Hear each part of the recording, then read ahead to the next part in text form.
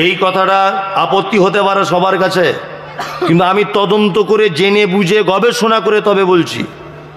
আপনি বিনা জানাতে কথা কাটবেন না।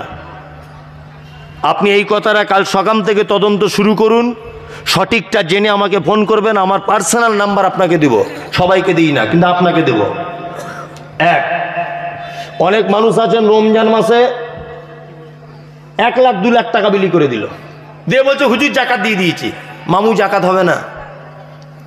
জাকাতের নিয়ম হচ্ছে পার ইয়ার্স, প্রত্যেক বছরে নির্দিষ্টভাবে হিসাব করে কত টাকা জমা হয়েছে, হিসাব না করে যদি কেউ জাকাত দেয়, জাকাত বলে গণ্য হবে না। এক। দুই, অনেক মানুষকে দেখতে পাওয়া যায় রমজান মাসে 20টা শাড়ি আর 22টা লুঙ্গি কিনে সবাইকে বিলি করে দিচ্ছে, দিয়ে বলছে মামু জাকাত দিয়ে দিয়েছি। কি বলছে? 30টা শাড়ি কিনে বিলি করে দিয়েছি। তোমার শাড়ি কে কিনতে বললো? ও টাকা কি তোমার নাকি?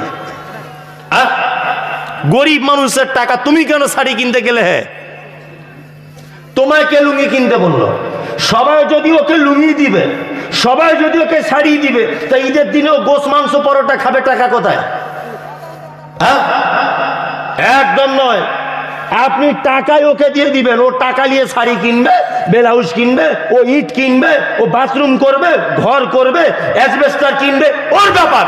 তুমি কেন ওর টাকাতে শাড়ি জামা কাপড় কিনতে গেলে? ওর টাকা তো। শাড়ি যদি দিতেই হয়, নিজের পিওর টাকা থেকে কিছু দান করো, সাধারণ দান। শাড়ির যদি এতই ঢং হয়, কি বলছি বুঝতে পারছেন না? জাকাতের টাকা থেকে নয়, জাকাতের টাকা টাকাই ওকে দিয়ে দিবেন গরিব মানুষ, সে যা করবে সে তার নিজের ব্যাপার। অতুতি যাকাতিল মাফরুজা তাতাহুজ্জার বাইত। আল্লাহ নবী সাল্লাল্লাহু আলাইহি ওয়াসাল্লাম বলেছেন, যদি জান্নাত যেতে চাও, মক্কা থেকে ঘুরে আসার মতো আপ ডাউন খরচা যদি থাকে, একবার হজ করে নাও। ছেলেটা বলছেন, আল্লাহ নবী, এর বেশিও কিছু করব না, এর কমও করব না, আমি কি জান্নাতে যাব? আল্লাহ রাসূল বলছেন, হ্যাঁ যথেষ্ট, তুমি জান্নাত চলে যাবে। এইবার আপনাদেরকে একটা কথা বলছি, এটা মাদ্রাসার জলসা, তাই তো? এই মসজিদের তো মসজিদ ভেঙে দিয়েছেন? মাশাআল্লাহ, একবারই বলছে ভেঙে দিয়েছে। আর ইমাম সাহেব আপনি? আপনি কে? মাশাআল্লাহ, ইমাম সাহেব আছেন, আর ইনি বলছেন মসজিদ শহীদ করে দিয়েছে। আমাকে বলছিলেন, আলহামদুলিল্লাহ, যাই হোক, শহীদ হোক আর মসজিদ বুলডোজার দিয়ে ভেঙে দেওয়া হোক, যাই হোক হয়েছে। এই মসজিদে আদায়ের জলসা এটা। তা আমি আদায় করার আমার কোনো ডিপার্টমেন্ট নেই, বুঝলেন তো? তারপরেও আমি আপনাদেরকে একটা ছোট্ট কথা বলবো। আল্লাহ তাআলা বলেছেন, লিয়াবলুয়াকুম আইয়ুকুম আহসানু আমালা, ভালো কাজ তোমরা করবে, পৃথিবীতে কে কত, এটা আমি জিজ্ঞাসা করব। আচ্ছা, এবার আপনাদেরকে একটা ছোট্ট প্রশ্ন করছি, এটা আমি সব জায়গাতেই বলি, আজকেও বাদ দেবো না, পাশে কোথাও এলে এটাও বলবো। এক, আচ্ছা বলুন তো, পৃথিবীতে কোনো মানুষের মাধ্যমে জান্নাত যাওয়া যায়? যায়? যায়। পৃথিবীতে মানুষের মাধ্যমে জান্নাত যাওয়ার দুটো মাত্র লোক আছে। কে? কটা? দুটো, আব্বার মা। এই দুইজনের মাধ্যমে জান্নাত যাওয়া খুব সহজ। আল্লাহু আকবার। আপনার এলাকায় একটা লোকের 4 বেটা। আচ্ছা বলুন তো, বুড়ো বয়সে বেটাদের কাছে ভাত খায় কেমন করে? পালি সিস্টেম, যেন ইমাম সাহেব মসজিদের, তাই না? জি। এর বাড়ি 15 দিন, ওর বাড়ি 15 দিন, ওর বাড়ি 15 দিন, 16 দিন হয়ে গেলে বৌমারা বড় বড় চোখ বার করে আর বলে, কেন ক্যালেন্ডার দেখে খেতে পারো না? আবার কেউ কেউ বলছে, আমাদের তরকারি কি খুব মিষ্টি, ছেড়ে যেতে মন চায় না। বলে কি বলে না? বলে। এই অবস্থা কেন? এতক্ষণ যারা যা কিছু শুনেছেন স্মৃতিতে রেখে এই কথাটা এক্সট্রা আপনার ব্রেনে ভরার জন্য বিনীত অনুরোধ করছি। একজনা ওঠা বসা করিয়েন না, লড়াচড়া করবেন না, আমার এই কথাটা শুনে তবে বাড়ি যাবেন। 4 বেটা দিল্লিতে বোম্বেতে কাজ করে, ঈদের 2 দিন আগে বাড়ি আসবে, তাই স্ত্রীকে ফোন করে বলছে, হ্যালো স্বামীমা, তোমার জন্য কিছু নিয়ে যেতে হবে? তা বলছে, আমার জন্য একটা শাড়ি, ছেলের জন্য জিন্স প্যান্ট, মেয়ের জন্য একটা চুড়িদার, আর আমার বোনের জন্য 2টো শাড়ি আনবে। কার বোনের জন্য? বইয়ের বোনের জন্য। সব কেনাকাটা শেষ, ওর বউ আবার ফোন করে বলছে, হ্যালো স্বামীমা, সব তো কেনাকাটা হয়ে গেল, এবার তাহলে যাই। ওর বউ তখন বলছে আমার জন্য কি শাড়ি নিলে? বলছে লাল টুকটুকে কালারের বেনারসি। যে তাই? বলছে হ্যাঁ। বলছো ও ভুল হয়ে গেল, দাঁড়ো, আব্বার জন্য একটা পাঞ্জাবি নি আর মায়ের জন্য একটা শাড়ি। তখন স্ত্রী বলছে কেন প্রত্যেক বছর তুমি তোমার আব্বা আমাকে শাড়ি জামা কাপড় দিতে যাবে? তোমার আর তিনটে ভাই চোখে দেখতে পাই না, বাড়ি চলে আসো। ও বইয়ের কথা শুনে বাড়ি চলে এলো। তোমার দুতলা বাড়িতে তোমার আব্বা উঠতে পারে না সিঁড়ি দিয়ে, তোমার মা একই অবস্থা। তোমার মা মেয়ে তো আরো দুর্বল, সিঁড়ির তলাতে মশারি টাঙিয়ে রয়েছে।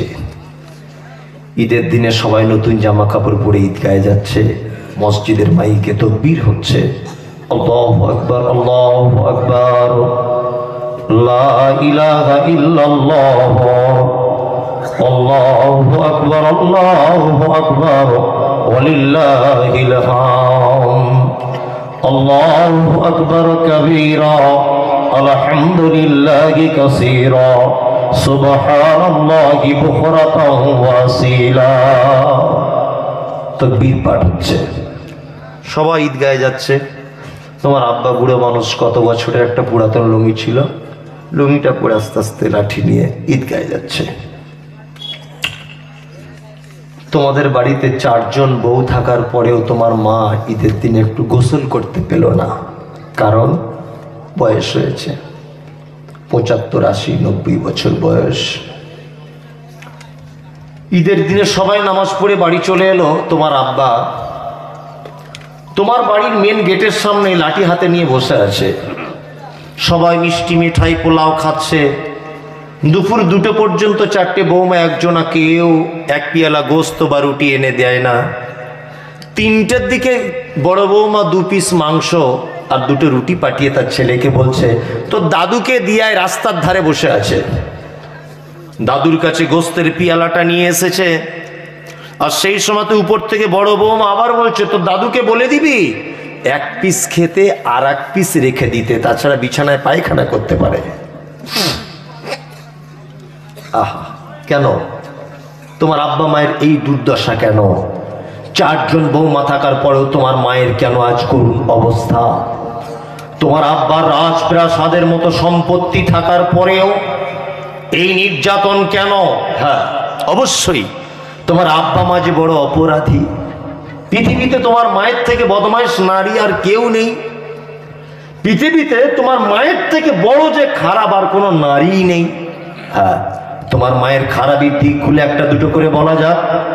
তোমার মায়ের জীবনের সব থেকে বড় অপরাধ হচ্ছে এই যে আশ্বিনপুর এই গ্রামে তোমার মা ছিল পর্দানাসীন মহিলা, পৃথিবীর কোনো পরপুরুষের মুখ দেখাতো না।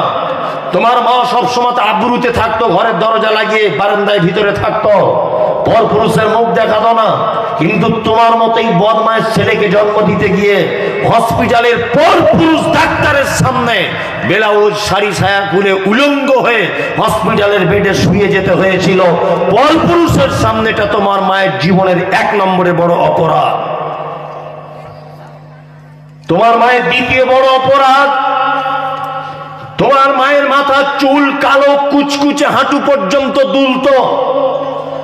পাড়ার মেয়েরা তোমার মায়ের চুল দেখতে আসতো, কিন্তু তোমার মতোই বদমাইশ ছেলেকে জন্ম দিতে গিয়ে হসপিটালের বেডে লাল রক্তে তোমার মায়ের চুলগুলো জমাট বেঁধে গিয়েছিল।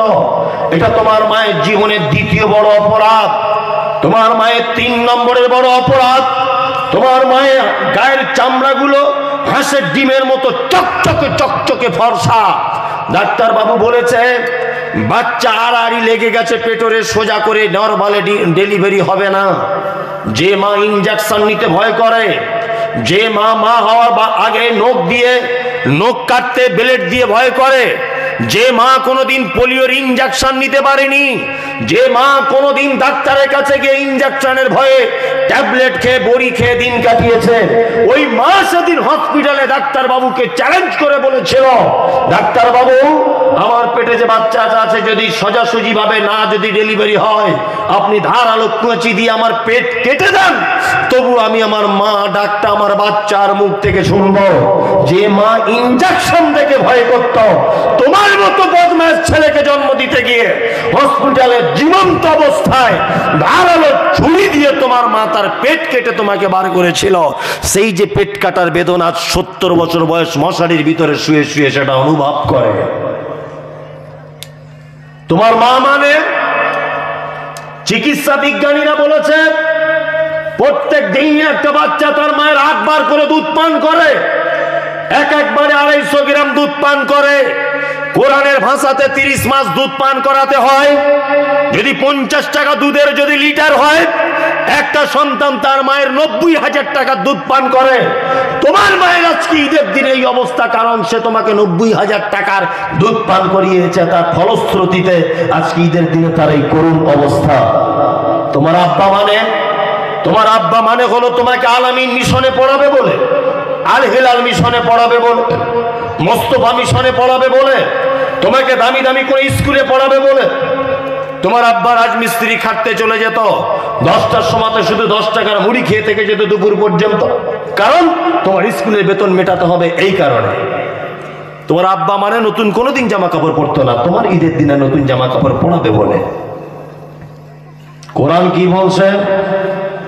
কোরআন বলছে ইয়াসালুনাকা মাযা ইউনফিকুন কুল মা আনফাকতুম মিন খাইরিন ফালিল ওয়ালিদাইন ওয়াল আকরাবিন ওয়াল ইয়াতামা ওয়াল মাসাকিন ওয়া বনিস সাবিল ওয়া মা তাফআলু মিন খাইরিন ফাইন্নাল্লাহা বিহি আলিম। আল্লাহ নবী সাল্লাল্লাহু আলাইহি ওয়াসাল্লামকে জিজ্ঞাসা করা হচ্ছে, নবী সারা পৃথিবীতে যত দান আছে উত্তম দান কোনটা?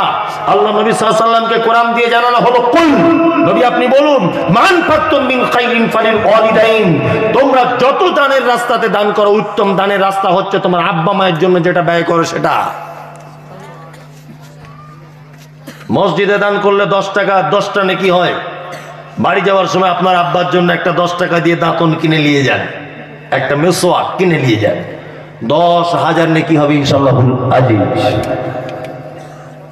মসজিদ ভেঙে দিয়েছে, আব্বা মা যাদের কবরে চলে গেছে, কঠিন কবরস্থানে যাদেরকে শুইয়ে দিয়ে চলে এসেছেন, আপনাদের কাছে বিনীত অনুরোধ যে আপনারা দয়াপূর্বক মসজিদের জন্য শেষ রাত্রি 1টা বাজে